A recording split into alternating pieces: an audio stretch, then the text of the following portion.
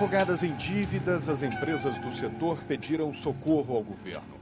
As associações de jornais, de editores de revistas e de rádio e televisão encaminharam ao Banco Nacional de Desenvolvimento Econômico e Social um pedido para a abertura de linhas de financiamento para as empresas de mídia. O dinheiro não veio, mas a simples discussão da proposta gerou discórdias profundas no setor. Nós não desaprovamos esse movimento de maneira alguma, achamos que ele é sensato, achamos que ele pode fazer sentido, achamos que ele pode fazer sentido desde que também não se ofereçam diferenciais competitivos a algumas empresas em detrimento de outras. Eu acho que um plano para as emissoras públicas seria mais útil, um plano de financiamento seria muito mais útil para a sociedade nesse momento do que tapar buracos no caixa das emissoras comerciais. Para muitos, o público vai ter que fiscalizar com mais atenção a atuação da mídia e suas relações com o Estado. O jornalismo brasileiro vive, entre outros desafios, o desafio de fazer um produto de qualidade e um produto que seja necessário para o seu leitor, para o seu consumidor, para o seu telespectador, num ambiente de muita restrição. É um país que vive um momento muito ruim. Dentro desta situação, as dívidas da nossa mídia são a consequência lógica de 50 anos de loucura, de delírio.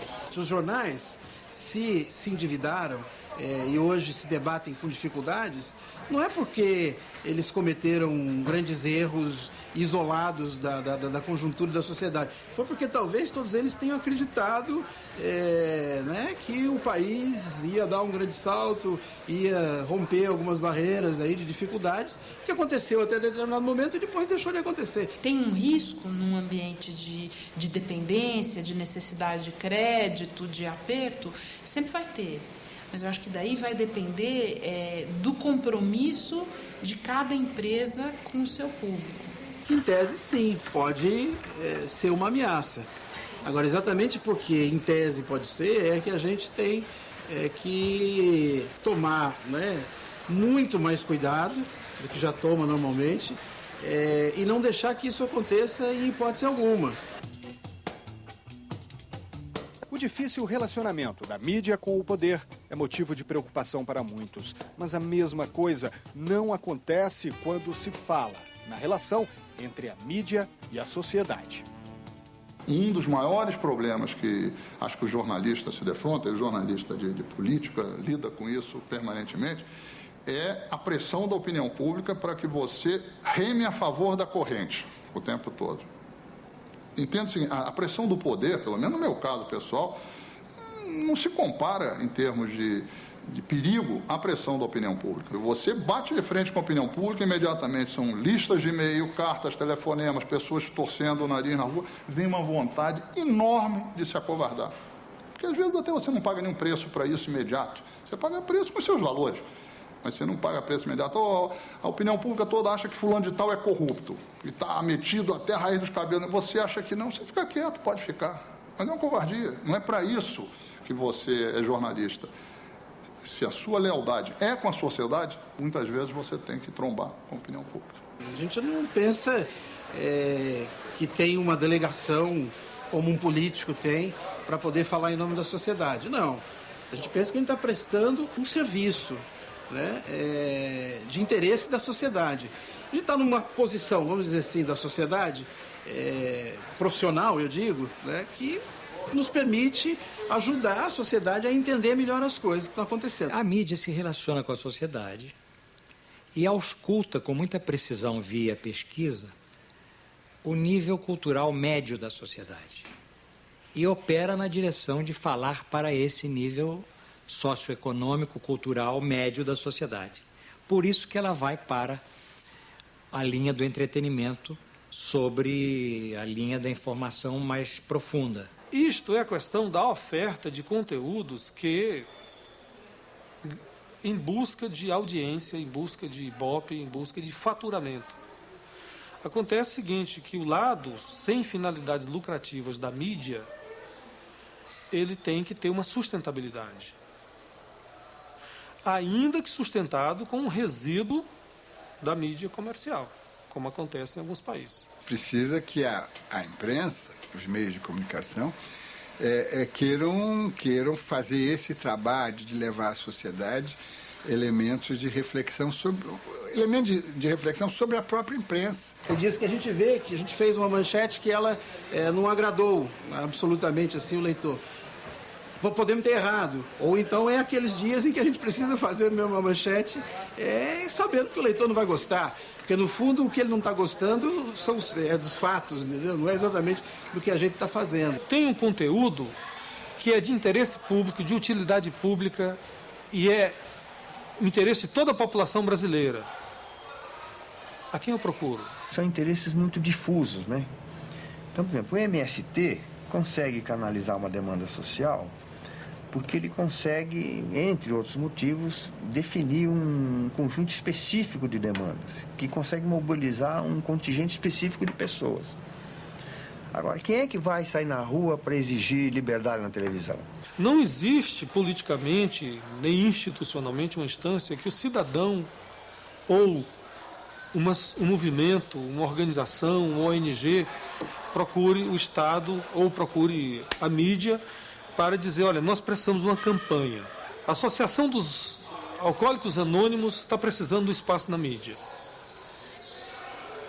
Recorre a quem? A necessidade de um novo marco regulatório para o setor é defendida por muitos. Para os defensores desta ideia, é hora de buscar soluções para problemas da mídia que afligem toda a sociedade. É hora de mudar a qualidade das relações dos grupos de comunicação com a sociedade e com o poder. É uma questão meramente técnica e há também, e sobretudo, uma questão política, ideológica. É preciso aperfeiçoar no campo da comunicação os seus instrumentos de regulação. Essa seria uma boa ocasião para fazer-se publicamente uma discussão que não é feita no Brasil, que é retomar a questão da televisão no Brasil, e que a televisão ela não precisa de ser somente ou hegemonicamente comercial como é no Brasil. Existem alternativas. Por exemplo, a própria Constituição, eu repito, fala de 3 sistemas, né? Um privado, estatal e o público. Não seria a hora de repensar essa questão, rediscutir essa questão? Nós queremos trazer esse debate para dentro do Senado Federal, porque tem muita gente que quer discutir a regulamentação, principalmente das concessões. Essa é a ocasião em que essa questão, uma lei que determinasse os limites do poder mediático, né? Essa lei é a ocasião. Olha, não é uma pauta desse momento, né? O governo tem as suas prioridades definidas em relação ao que está tramitando no Congresso Nacional. Agora, é evidente que a própria sociedade tem apontado algumas urgências. O problema não é só da regulação, é todo um problema de mobilização da sociedade. Quem controla o crime? A justiça. Quem controla o abuso? O Estado. Mas a sociedade pode exercer um controle em matéria de preferência e de indicação. No contexto atual, como é que está o mundo hoje, precisaria ter uma política pública, não só no sentido de democratização da informação, mas num sentido muito mais abrangente de tentar preservar uma identidade nacional. Setores, os chamados formadores de opinião, que têm acesso a informações mais diversificadas através da internet, através da televisão por assinatura, que também é restrita a uma camada muito pequena da população, mas essas pessoas começam a descobrir que esses meios podem ser, de alguma forma, melhorados, quer dizer, elas podem realmente se transformar em serviços para a sociedade e começam a se organizar. Mas, em casos de abusos, quem controla no Brasil conteúdos de programação? Ninguém. Nem o Ministério das Comunicações, nem a Anatel. Nós não temos, por exemplo, uma agência reguladora de comunicação de massa. Eu esperava que este governo, um dos primeiros atos, fosse discutir com a sociedade uma nova lei de comunicação eletrônica de massa e enviar um anteprojeto para o Congresso Nacional. Não vi nenhuma manifestação até agora, o que é bastante lamentável para quem sofreu tanto, ao longo de tantos anos, as distorções impostas por parte da mídia. Não existe nenhuma transparência em relação aos critérios que foram adotados para que determinada emissora tenha renovado a sua concessão de rádio ou de televisão. Não consta que o Estado examine a programação que foi adotada por aquela emissora nos últimos 10 anos, nos últimos 15 anos, para dizer, ok, você merece a renovação. Existem regras, cláusulas, artigos da Constituição que se referem de uma forma genérica a certas questões. Trata-se de regulamentar esses artigos. Né? Quem sabe a própria sociedade civil, nessa discussão, consensualmente achasse que deveria haver mais apoio, por exemplo, para a TV pública e menos apoio para a TV comercial. Essa é uma questão que precisa ser debatida. A tarefa dessas emissoras é muito importante, porque elas divulgam aspectos culturais que as demais não divulgam. Elas entram na música popular brasileira verdadeira e não na música de mercado. Elas entram na música erudita, elas entram na literatura. O Brasil é o país em que o cidadão fica mais tempo, mais horas por dia no mundo assistindo televisão. Depois, o Brasil é um país em que a escola pública perdeu muito a influência na formação do caráter do cidadão. E outro, em que a mesa da sala de jantar do pobre, do classe média e do rico desapareceu. Então, quem é que substitui os valores cívicos, morais, éticos e comportamentais da escola? A televisão me deixou burro, muito burro demais. Agora todas as coisas que eu penso me parecem iguais. Há formas de controle. O Estado, ele é um poder concessionário. O Estado não tem solicitado nada em contrapartida. Nós vamos deixar só que a televisão comercial fique sendo o parâmetro do gosto, do patriotismo, da sensualidade, da sensibilidade, da estética do brasileiro? Esse é o grande problema. Movimentos de ONGs, com respeito à questão da qualidade na TV, por exemplo, têm demandado uma certa atenção do governo em relação a isso. Agora, não vamos dizer assim, uma reforma que está colocada como prioritária na pauta do governo.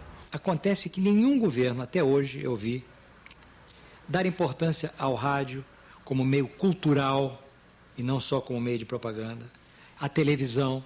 Um sistema público com produção e com sustentação poderia ter um papel em termos de oferta, de equilíbrio na pluralidade, seja na pluralidade dos sistemas privado, estatal e público, seja na pluralidade da oferta de conteúdos. Eles consideram isso aí algo de terceira linha, de quarta linha, desnecessária.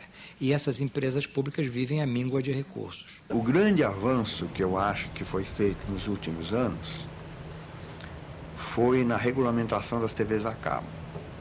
Ali houve o campo popular se organizou, nós conseguimos impor que cada concessionária de TV a cabo tem que fornecer os canais gratuitos, porque tecnicamente isso é possível. Então foi aí que surgiram essas TV Senado, TV Câmara, surgiram as TVs comunitárias. Os canais de acesso público no Brasil, uma vez criados, eles foram criados, mas nenhum fundo ou nenhuma forma de financiamento foi criado. Resultado, quem tem os meios de sustentação, como é o Senado, Câmara, Judiciário, Forças Armadas, Executivos, Federal, Estadual, tem, mas as TVs comunitárias não têm absolutamente nada em matéria de financiamento. Você veja o caso da BBC. A BBC, com as taxas que ela recebe sobre os aparelhos de televisão da Inglaterra, ela tem 12 bilhões de reais de verba anual. O que aconteceu? Ficou a melhor televisão do mundo. A estabilidade e a transparência das relações entre mídia, Estado e sociedade são bases da democracia. A imprensa é fiscal do poder público e o aparelho do Estado não pode impor embaraços à divulgação de informações de interesse público. Para a sociedade, a liberdade de imprensa é um valor democrático que não pode ser suprimido ou limitado. O exercício total da liberdade é impossível, porque o seu direito termina onde começa o direito do outro, já é uma limitação. Né? Você vai usar a sua liberdade para defender os seus interesses, aí você mexe nos interesses do outro, é um mau uso da liberdade. Então, quer dizer, a liberdade como uma coisa plena é uma conquista que o homem tem que lutar por ela permanentemente. A sociedade faz com o jornalista uma espécie de um contrato. Você tem direito a invadir até certo ponto a privacidade das pessoas, você tem direito a entrar em lugares onde você não está autorizado a entrar, mexer em papéis, em documentos, etc.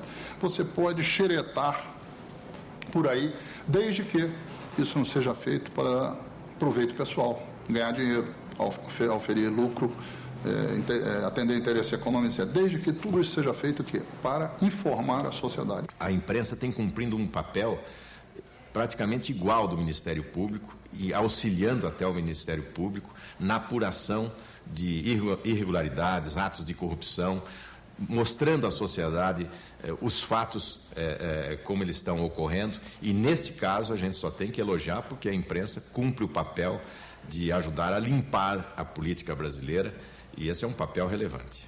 Na política, sim, claro, mas na economia, mas nos negócios, na arte, na cultura, na ciência, onde quer que se manifeste o poder, e o poder existe em todos os cantos, é da competência do jornalista fiscalizá-lo. A estrutura de poder quer concentrar o direito de informar. No Brasil, o relacionamento entre governo e mídia, mas aí particularmente entre governo e imprensa, que é um recorte da mídia, poderia ser muito melhor.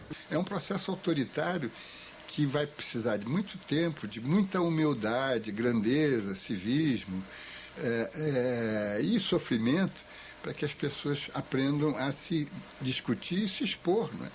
Ser mais transparente. O movimento é inverso. O vetor não é da autoridade, não, do poder para o João Ninguém, o anônimo, o cidadão comum, né? Mas é o que o cidadão comum precisa saber e trocar experiências com o poder. O episódio Collor deixou marcas muito profundas na cabeça de jornalistas que acham que o grande jornalista é aquele que derruba um ministro ou derruba um presidente. Ora, não é essa exatamente a função do jornalista. A função do jornalista é informar. Uma coisa que tem evoluído muito nos últimos anos, em benefício do leitor, do telespectador, em benefício do público, é o olhar, o escrutínio sobre a própria imprensa. Então, a imprensa vigia os outros, mas a imprensa também é vigiada pelo público, é vigiada pelos atores desse processo, de modo que ela tem que dar satisfação a respeito das suas escolhas. Essa coisa de dizer que o leitor que tem que fiscalizar é verdade, é a sociedade que tem que ser bem informada, o bastante para discernir. Né? Quer dizer, porque há instrumentos legais para a ação da fiscalização. Eu acho que essa ideia de que o jornalista ele é um super-homem, que o jornalista ele é um poder à parte, que o jornalista é extremamente poderoso, é muito relativa. Eu não acredito muito nisso, não. Porque quando o jornalista erra, não é o poder que se sobrepôs a ele, ele enfraquece porque ele erra na informação. Né? Às vezes o inimigo dele é ele mesmo. Quando está na dúvida de alguma coisa, pensa o seguinte: isso tem interesse público? Eu vou xeretar, isso tem interesse público? Porque precisa ter interesse público para justificar.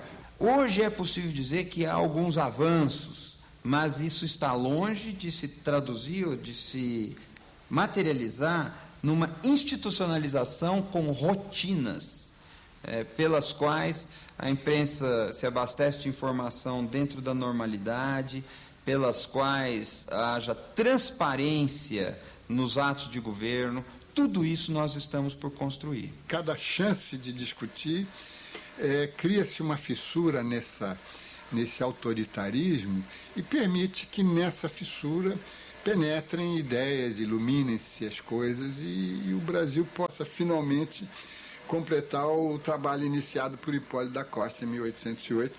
Breve serão 200 anos de imprensa e de iluminação, de esclarecimento no Brasil.